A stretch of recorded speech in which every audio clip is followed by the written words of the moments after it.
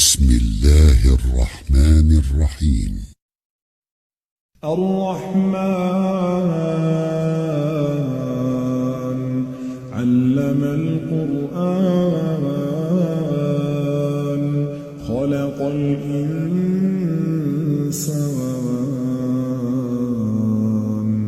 علمه البيان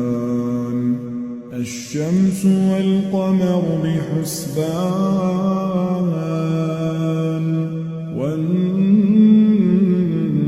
والنجم والشجر يسجدان والسماء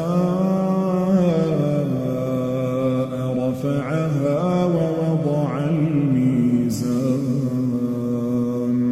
ألا تطغوا في الميزان وأقيموا الوزن بالقسط ولا تخسروا الميزان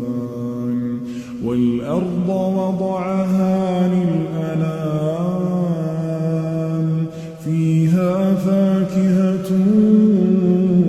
والنخل ذات الأكمام والحب ذو العصف والريحان فبأي آلاء ربكما تكذبان